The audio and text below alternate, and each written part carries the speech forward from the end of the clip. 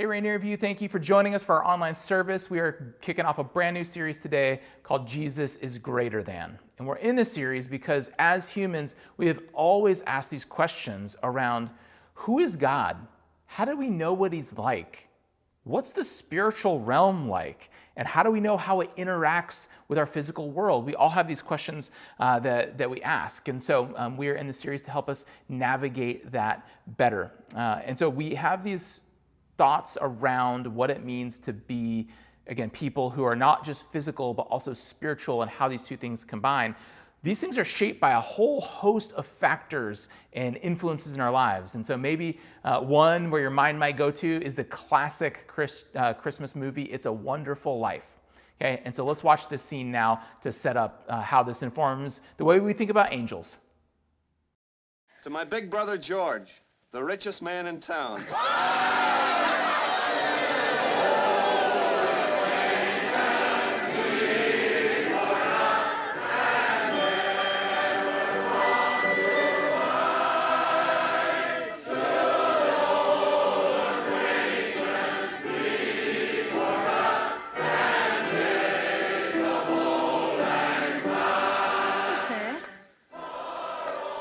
That's a Christmas present from a very dear friend of mine.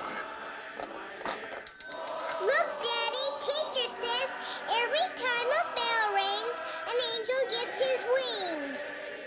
That's right. That's right. Attaboy, Clarence.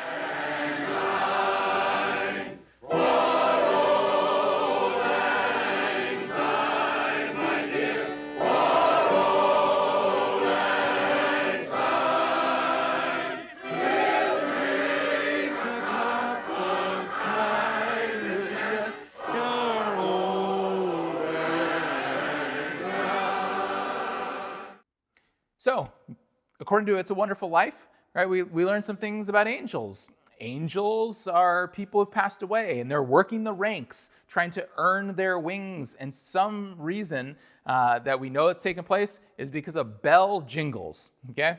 Now, it's not to detract from this classic Christmas movie, but it's to say our thinking about angels is shaped from a whole host of different places. The way you and I think about the spiritual realm is influenced by so many things other than the Bible. And what we want to do in this series is take a look at the book of Hebrews and see how it informs our understanding of the spiritual world and the spiritual realm. Now, I referred to in our last series the fact that right now in our culture, we're experiencing a time where people are expressing a greater spiritual openness than they have had in decades. We'd have to go back to 9/11 to find a similar season of spiritual openness. And the reality is that season was a short-lived window.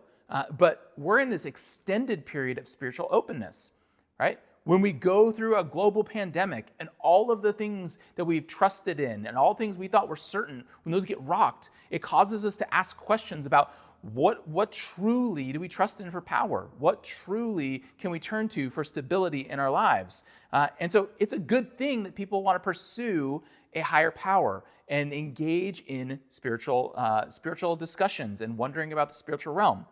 The downside is that in this current cultural moment, people are pretty much open to whatever when it comes to spirituality.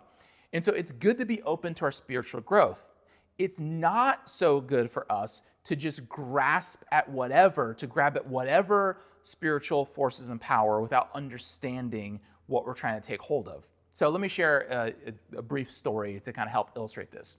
When I was growing up, my dad lived next door to my aunt and uncle. And so my Uncle Kevin had several properties. And so in my middle school and high school years, my cousin Tim and I would do odd jobs and work on things. And so my Uncle Kevin always put us to kind of work on these little things. And so he had a job for us in middle school of putting switch plate covers back on some walls after a painting project. And so we were going around putting some switch plate covers back over outlets. And so I went to put a switch plate on the wall, and the outlet was kind of sunk back still. And so being a middle schooler and not really understanding how home electrical works, I reached around to grab that electrical outlet, right, to pull it into place. But when I reached around and I grasped it, right, and I wrapped my hand around it, made contact with those screws, right, it was like, na, I got the power, but not in a way that I wanted, right? was grasping at something without understanding the implications of it. And so I share that because I see us as humans, as people, engaging with spirituality in much of the same way, kind of grasping at whatever without truly understanding what's going on. And so in this series, like I said, we're going to be in the book of Hebrews, and we're going to be looking over the next 4 weeks at 4 themes out of the book of Hebrews. We're not going to exhaustively go through its very dense book, but we're going to look at 4 themes to see how Jesus is truly greater than. And so the book of Hebrews is written to Christians who are struggling with persecution in their faith. At this point, faith had not led to good times for them. It did not lead to increased economic and social standing. If anything, it led to harder times for them. And so the people who are receiving this letter, the letter of Hebrews, were struggling with, was faith worth it? And the outcomes in their life look nothing like the picture that some Christians and some leaders paint of the Christian life. That if you just have faith, everything gets better, all these blessings come. That wasn't the case for the Hebrews. That's not necessarily the case for you and I today. And so the people were struggling. Do I want to continue with this faith thing? Is it worth it? Is it worth my time to do this? Does faith have any power to truly help me in my life? And it didn't seem to be doing anything in a straightforward way. And so it was natural for them to question, is it worth it? Maybe I should just move on to the next thing. I tried this faith thing, it wasn't working out. Maybe I'll try something else. Maybe I'll try worshiping the Roman gods, because again, this is the 1st century when this letter is being written and sent to the churches. Maybe other people were like, you know what, maybe I should just buy into this emperor worship thing, because at least there are some guaranteed economic and social benefits if I do that. And so today, the same as then, we have this tendency as people to just gravitate towards whatever works for us. Take hold of whatever seems to be working for somebody else, try and make it work in our lives, and if it doesn't, then we chuck it and we get rid of it, okay? And so if you currently are joining us and you're kind of bored with faith, you're saying, yeah, I've been coming, but I'm not seeing the benefits and the power play out in my life. Or maybe you know somebody in your life who's in that situation, and you're not sure how to coach them or encourage them along in terms of embracing faith. Be encouraged, because again, we're living in a moment where people have a greater openness to spirituality and spiritual things. And I think the reality is when it comes to sharing our faith with others, most people are not hostile towards us in terms of people of faith. It's just that we're completely irrelevant to them. They don't see how our faith makes any benefit, any difference in our lives, or how it could make a difference in their life. And so maybe you find yourself in this spot of being like the Hebrews, not certain if faith is worth it, or maybe you know somebody who's in that situation. And so the rest of the book of Hebrews that we're going to look at as we jump right into it today is that, no, Jesus is truly greater than anything else that you and I can turn to. Anything else that we can take hold of and grasp for power, Jesus is greater than. Now, you may or may not know, but most of the New Testament is comprised of letters. These letters were written to specific churches in specific regions, and it's the first generation or the second generation of Christians that are kind of beginning planting churches and spreading the good news and the faith in Jesus. And so the letter of Hebrews was likely sent to the church in Rome. It's likely where these believers are struggling with whether or not faith was worth it. And most letters, you'll see at the top, have a clear author stated. Like there's an individual or group of people that are sending a letter to a church. Hebrews has no author at the top. And so we love mysteries. And through the centuries, Christians have shed much ink and typed many letters on their computers around who the author of Hebrews is. I hate to break it to you, there's no way we're going to know this out of heaven who the author of Hebrews was definitively. What we can know about the author is that they came from a strong Jewish background. They were highly educated in the art of rhetoric, meaning that they knew how to debate, they knew how to engage in public speaking, they knew how to write argumentatively very well. And so that was kind of part of their background. But most importantly, the author of Hebrews, we know, is a leader in the early church who deeply cares for the state of believers who are struggling, who is deeply committed to them and doesn't want them to miss out on the good things that God has in store for them if they persevere, if they continue in their faith. That's what we can know about the author of the letter of Hebrews. Now you're like, but Jeff, just please tell me who you think it is, okay? So if I had to take a stab at it, I would say it's maybe most likely Apollos, who's mentioned in the book of Acts and the letter of 1 Corinthians. He kind of lines up, checks the boxes. But again, there's no way to know definitively, nor does it matter for our discussion today about this opening claim here that we see and we read that Jesus is greater than any other spiritual force. And so read with me at the beginning of the book of Hebrews, chapter 1, verse 1.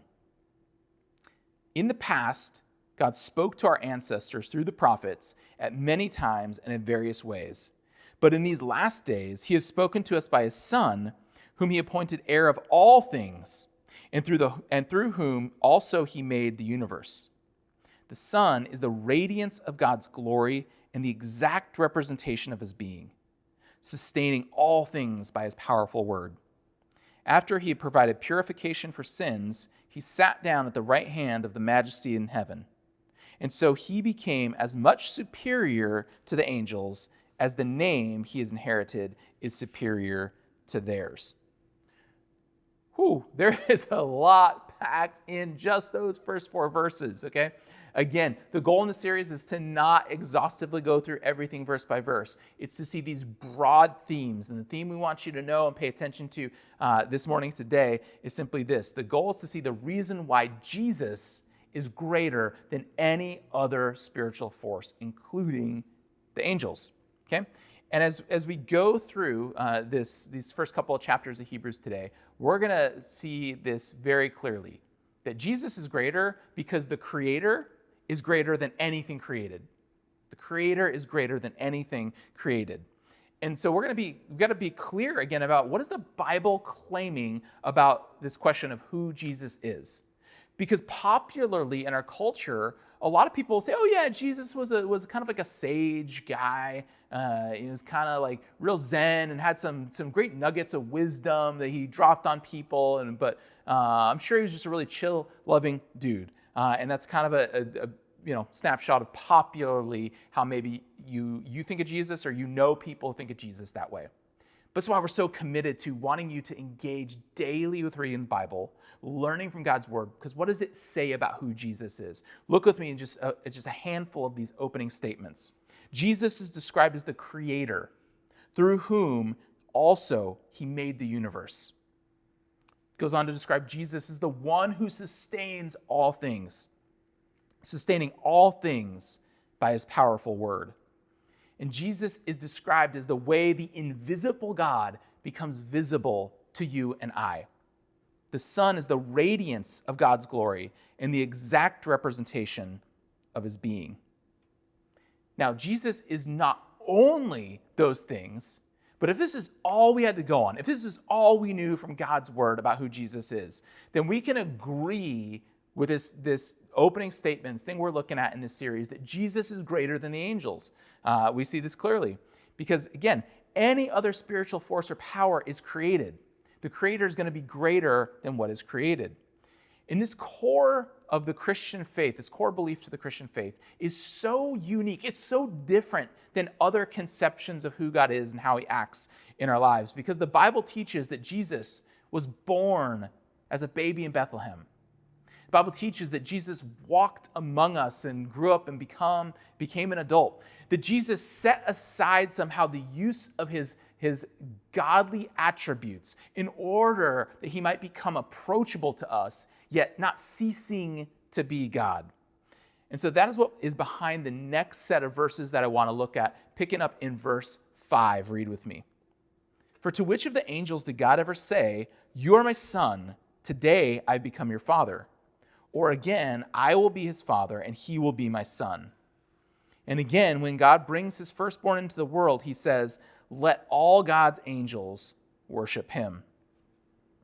So again, the biblical case is that the Creator is greater than what is created. And therefore, the angels are subject to Jesus. They ought to worship him. That's the proper order here. And so for you and I, in our friends who might be struggling to make sense of faith, or they're spiritually curious and they're asking you questions, here's a question I would pose. Why would we intentionally grasp at a lesser power when we can have access to what is truly greater? That God has made a way for us to know who he is in the person and work of Jesus.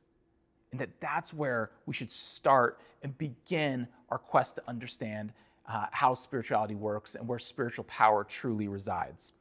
Now, the first chapter of Hebrews goes on to proclaim some more truths about the power and the role of Jesus. And so I want to narrow in on that right now, this concept that Jesus is truly greater than the angels. But what's the role of angels to play in our lives, according to Hebrews? Let's back up in verse 13. To which of the angels did God ever say, "Sit at my right hand until I make your enemies a footstool at your feet"? Are not all angels ministering spirits sent to serve those who will inherit salvation? Now, first of all, this phrase, the right hand, in ancient Hebrew culture, to be at the right hand of someone was to occupy the highest seat of honor and power. There was no greater place to be, and so Jesus is described in that role. And Jesus is worthy not because he defeats some enemies, a group of physical people, or some other nation. No, Jesus is described as worthy because he defeats the twin destructive forces of sin and death in our lives. That's what makes him worthy. And so again, look at verse 14 then. The role of angels in all this is to be in service of those who will inherit salvation. Who are the people who inherit salvation? It's us as individuals, as people who respond in simple faith to what God has done for us and place our trust in what Jesus has accomplished for us. We're the ones who inherit salvation, and therefore angels are servants of us and servants of our faith and strengthening us in the midst of walking and living in the way of Jesus. And so, biblically speaking, angels are meant to serve humans, not humans trying to harness a greater spiritual force for our good. I think there's this conception that we just think angels are these uber powerful beings and we're just kind of like trying to siphon a little bit of their power or tap into some of their power or be protected or covered over by a power that's greater than us. Again, Hebrews saying, no, they're there to serve you. And yet this kind of just like tapping in idea is a commonly held belief in our culture. And so a lot of people just opt for kind of a choose your own adventure spirituality where there are just these greater forces and we're just trying to siphon off a little bit of their power, tap into it, okay? And we see this play out in all sorts of kind of sometimes odd and curious ways. Everything from Nancy Reagan during the White House presidency of Ronald Reagan, consulting an astrologer to time Ronald Reagan's events. True story, you can look it up, okay? To people using crystals to access healing power, to people just trying to get good vibes from the universe or simply thinking about and trying to manifest the things that they want to happen. Okay, these just kind of generic-y things to maybe some more darker things that a lot of people are turning to and dabbling with, at least to some higher degrees of people exploring things like pagan worship practices and Wiccan practices.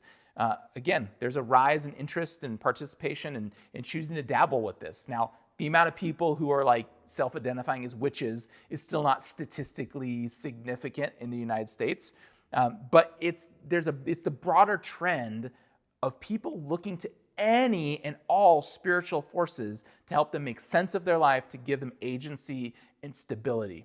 In a recent Pew research study that was done, they discovered that 6 out of 10 Americans agreed and believed in at least one of the following: psychics, astrology, reincarnation, or the belief that spiritual power or forces can reside in a physical object. 6 out of 10 Americans believe in at least one of those 4 things. Now, if that surprises you, you feel like that number's kind of high and that's kind of shocking to you, consider the rapid rise in the distrust towards institutions, of which the church is one. People have very low trust in institutions kind of across the board right now. And so when you distrust institutions, you're going to look outside, elsewhere, for sources of power and meaning and stability in your life. And so I came across an article where one man was sharing how he had mixed his Catholic heritage and upbringing with his Wiccan practices that he was now engaging with. And so this is what Antonio describes. He says, the proliferation of witchcraft reflects two timeless and universal urges: the need to draw meaning from chaos and the desire to control the circumstances around us.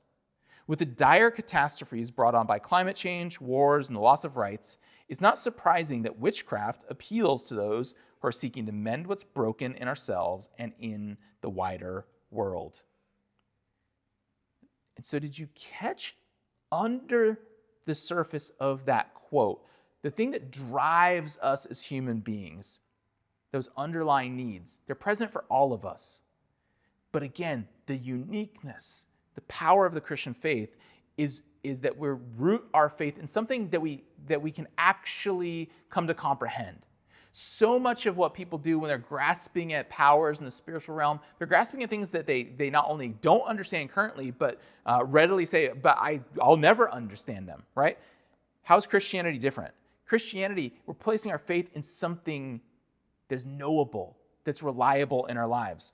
We can understand the creator of the universe to some extent in our lives because what the Bible teaches us is that creator sought us out first. That creator has been pursuing us every day, every moment of our life. And so because of that, God can be known and experienced in a limited way in this life, yes, but in a very real way as well. And it's possible because of what the Bible describes as the incarnation. Turn with me to Hebrews 2, chapter 2. Because Jesus identifies with us by becoming human, as we'll see. And part of that is being subject to those unseen spiritual forces. But Jesus isn't overcome by them. If you read any of the Gospels, you'll see these encounters that Jesus has, right, with demons, which is beyond the scope of this particular message to get into. But what all you need to know for today is that demons are angels who in some way, shape, or form rejected and rebelled against God's ways and God's plans. But when Jesus encounters a demon, this spiritual force in the Gospels, it just takes one word, and those forces are subject to him, right? That's all he has to do, issue one word, one command, and they're subject to him. And so picking up Hebrews chapter 2, verse 5, I don't want you to so much go into question-asking mode right now. What I want you to do is feel the weight of spiritual power that Jesus possesses. That our faith is in Jesus. What kind of power can we expect to experience in our own lives? And so, why? For the purpose of being able to live out of a freedom and power that is greater than anything else that we can dabble with or grasp at. Because again, Jesus comes to our level, he becomes human, yet he doesn't cease to be God somehow, for us to experience who God is. And so look with me, Hebrews 2, verse 5.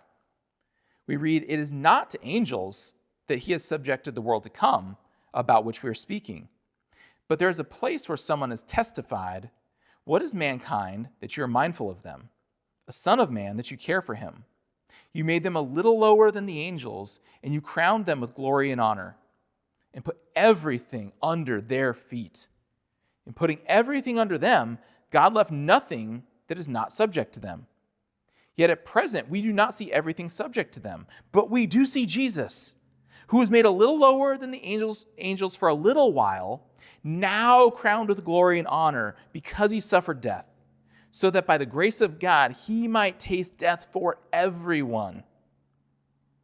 In bringing many sons and daughters to glory, it was fitting that God, for whom and through whom everything exists, should make the pioneer of their salvation perfect through what he suffered." And a few verses later, in verse 14, "Since the children have flesh and blood," since us as human beings, we have physical bodies, "he too shared in their humanity, so that by his death he might break the power of him who holds the power of death, that is the devil, and free those who all their lives were held in slavery by their fear of death. For surely it is not the angels he helps, but Abraham's descendants." Abraham's descendants meaning anyone who chooses to place their faith and trust in Jesus, that in a spiritual sense, we are Abraham's descendants. Continuing, verse 17. "For this reason, He had to be made like them that he might become a merciful and faithful high priest in service to God, and that he might make atonement for the sins of the people. Because he himself suffered when he was tempted, he is able to help those who are being tempted. Now, there's so much here. I would really encourage you, maybe over the next week, to just revisit, read a few verses a day, consider so much of the truth that's here. But as we're just getting started in this series, what I want you to know at the outset as we begin this kind of overview of some themes in the book of Hebrews is that you don't have to grasp randomly at any spiritual power. You don't have to kind of just chase down every path, trying to make sense, trying to find something that's going to help your life be better. No, you can know that regardless of the way that God may or may not work through angels in our lives, God directly walked among us, and that changes everything. He tells us that he himself is the one who empowers us and gives us life and gives us breath and understands us because he suffered, because he walked through, because he defeated the power of death. He can be trusted. He's greater than any other spiritual force. Again, because he is the creator. Now, maybe you're joining us this morning and you've opened yourself up to some spiritualities or some spiritual powers, and you're worried or you feel like a spiritual battle going on in your life. If that's where you're at this morning, if you're joining us for the online service, would you reach out and message us? We'd love to connect with you, call, pray with you. If you're joining us in our live service right now, right after our service, come find one of us on the pastoral staff or a leader. We want to pray for you to experience freedom in Jesus, to begin to know that Jesus is truly greater than any other spiritual force and power in your life.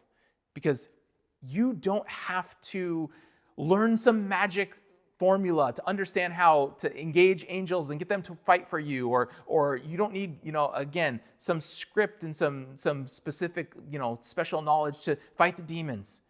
That's not what we read in the New Testament.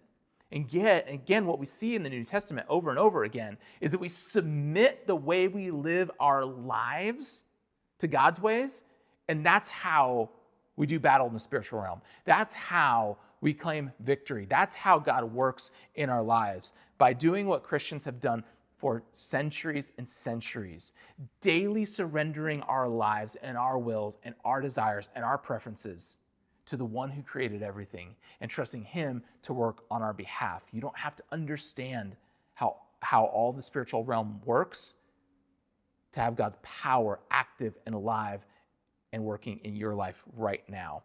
And so this is part of what happens when we pause every Sunday to celebrate communion.